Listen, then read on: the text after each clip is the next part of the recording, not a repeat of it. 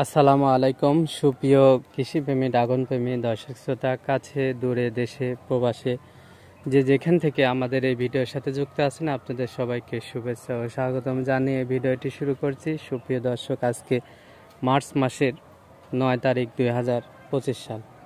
দর্শক, আমি রয়েছি আমাদের ডিম ড্রাগন অ্যাগ্রো ফার্মে। তো দেখতে পাচ্ছেন আমাদের ডিম ড্রাগন অ্যাগ্রো ফার্মে গত পরশুদিন আমরা পানি সেচ দিয়েছিলাম। সাথে আমরা ম্যাগনেসিয়াম সালফেট এবং 10টা এই দুইটি সার আমরা গাছে দিয়েছিলাম। তো আজকে ড্রাগন এবং ড্রাগনের সাথী ফসল এবং তাপমাত্রা বৃদ্ধি হ্রাসকরণ বিভিন্ন বিষয়গুলো নিয়ে আপনাদের সাথে একটু কথা বলবো। আশা করি আমাদের সঙ্গেই থাকবেন আপনারা সবাই। সুপ্রিয় দর্শক, দেখতে পাচ্ছেন আমাদের ডিম ড্রাগন অ্যাগ্রো ফার্মে আমরা প্রত্যেকটা পিলারের দক্ষিণ সাইডে আমরা কিছু ক্ষীরা বীজ বপন করেছিলাম। সেখান থেকে গাছগুলো মাশাআল্লাহ হয়েছে। ক্ষীরা এখনও ধরা পাতেনি, সবে দু একটি করে ক্ষীরা দেখা যাচ্ছে, জালি পড়ছে। এখনও ক্ষীরা, তারপরে আবার দেখতে পাচ্ছি যে পোকাও লেগে যাচ্ছে ফল ছিদ্রকারী। তো স্প্রে দিতে হবে, সাদা মাছি আছে প্রচুর। আমরা আজকে স্প্রে দেব ফল ছিদ্র, ডগা ছিদ্রকারী এবং ফল ছিদ্রকারী কীটনাশক এবং আপনার সাদা মাছি দমনের জন্য ইমিডাক্লোপিড, এই দুইটা দিয়ে আমরা স্প্রে করব এই শসা গাছে। এরপরে যেটা বলতে চাচ্ছি সেটা হচ্ছে, গতবার দেখেছিলেন আমাদের ডিম ড্রাগন অ্যাগ্রো ফার্মে আমরা কিছু ধুমসার লাগিয়েছিলাম, বীজ বপন করেছিলাম 2টা পিলারের মাঝখানে। এবারও আমরা করেছি। তো এখন মার্চ মাসের 9 তারিখ, আমাদের টার্গেট আছে এপ্রিলের প্রথম সপ্তাহে এইগুলো যেন আমাদের ড্রাগন গাছের উপরে উঠে যায়।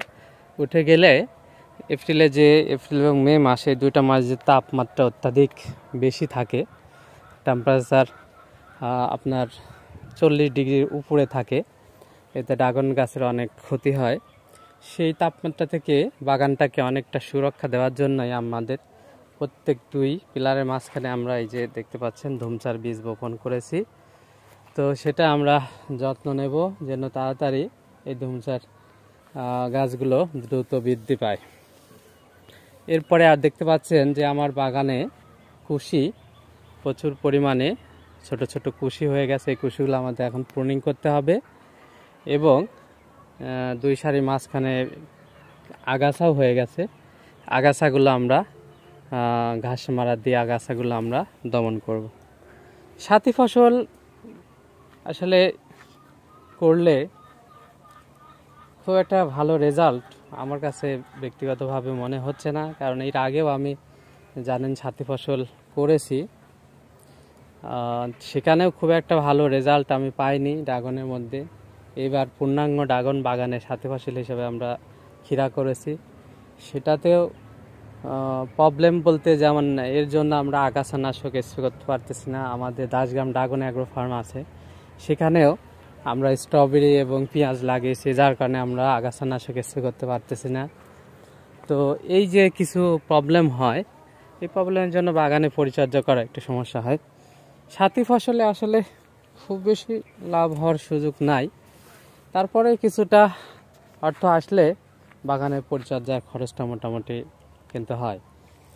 তো সেই দৃষ্টিকোণ থেকেই আমাদের পরীক্ষামূলকভাবে এই প্রচেষ্টা অব্যাহত রয়ে গেছে, কিন্তু আমরা এখনও ড্রাগন বাগানে সাথী ফসলের হিসাবে চাষ করে যে ভালো পরিমাণ আর্ন বা লাভ করা, সেটা কিন্তু আমরা এখনও দেখতে পাচ্ছি না। দর্শক, প্রত্যেকটা শসাতে আমরা দেখতে পাচ্ছি যে ফল ছিদ্রকারী ডগা ফল ছিদ্র করে ফেলছে।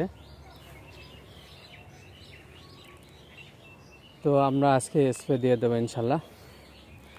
আর কুশিগুলো আমরা খুব দ্রুত এই 2-3 দিনের মধ্যে আমরা কেটে অপারেশন করবো ইনশাল্লাহ। আমাদের ঢেঁড়সের অর্থাৎ ভেন্ডির ক্ষেতে পরিচর্যার জন্য আমাদের এই পরিচর্যাগুলো একটু আমরা পিছিয়ে রয়েছি। তো দর্শক, এই তো মোটামুটি আজকের আলোচ্য বিষয়গুলো আপনাদের সামনে একটু তুলে ধরলাম। তো দর্শক, এখন আমাদের এই যে এই সাইডটায় রয়েছে আমাদের জৈব সার ফেলে রাখছি, মুরগি বিষটা এনে এগুলো মাঝে মধ্যে পানি দিচ্ছি, তারপর কুপায় দিচ্ছি। পরশুদিন পানি দিয়েছে, আজকে আবার একটু কোবায় দেবো। তো দর্শক আমাদের সঙ্গে থাকবেন, আমাদের ভিডিওগুলো দেখবেন। যারা আমাদের চ্যানেলটাকে দেখেন এবং ন্যূনতম ভালো লাগে তাদেরকে বলবো অবশ্যই যদি সাবস্ক্রাইব না করে থাকেন তাহলে আমাদের চ্যানেলটা সাবস্ক্রাইব করে আমাদের পাশে থাকবেন। কোনো বিষয় জানতে চাইলে অবশ্যই কমেন্টস করবেন, ভালো লাগলে লাইক করবেন, প্রয়োজনে শেয়ার দিয়ে রাখবেন, বারবার দেখবেন। কোনো বিষয় যদি না বুঝলে আশা করা যায় সে বিষয়গুলো বুঝতে পারবেন। সবাইকে ধন্যবাদ জানিয়ে আমাদের সঙ্গে যুক্ত থাকার জন্য ধন্যবাদ জানিয়ে এখানে শেষ করছি। আল্লাহ হাফেজ।